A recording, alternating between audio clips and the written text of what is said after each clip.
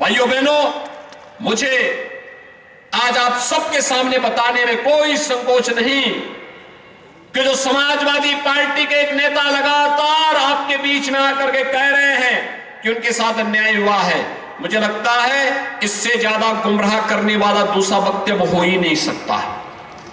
व्यक्ति के कारनामे उसको उसके कार्यों की सजा देती है। जिसने जो किया होगा वह फल भी भोगेगा। मामले न्यायालय में है, मेरिट के आधार पर न्यायालय निर्णय ले रही है, तो उसमें सरकार और पार्टी को दोषारोपण करने का कोई मतलब नहीं होता है।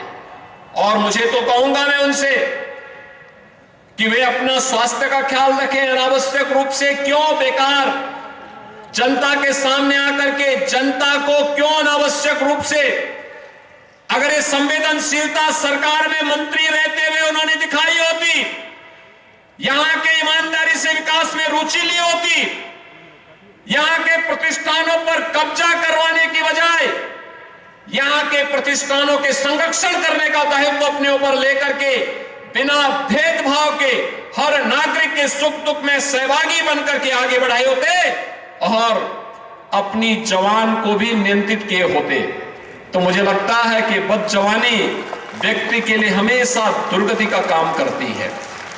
और मुझे लगता है कि यह आज भी हम उनसे यही कहेंगे। किस किस प्रकार के वक्तव्य निकाले जाते हैं, कभी बहन बेटियों के लिए, कभी संवैधानिक संस्थाओं के लिए, कभी प्रशासन के लिए।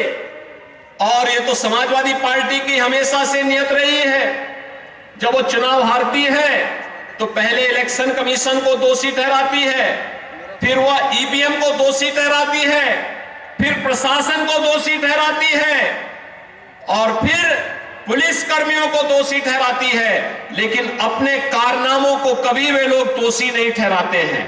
भाइयों बहनों, अगर अपने कारनामों को ये लोग दोषी ठहरा करके जनता के सामने माफी मांगते, हो सकता है जनता जनार्दन उन पर रहम करती, लेकिन जनता भी जानती है ये सुधरने का नाम नहीं लेने वाले हैं, सुधरेंगे भी नहीं, क्योंकि जिनकी आदत गलत हो चुकी होती है उनको सुधरने में भी मुझे लगता है कि बहुत समय लगता है और वक्त सबको सुधार लेता है। पिछले 5 वर्ष के अंदर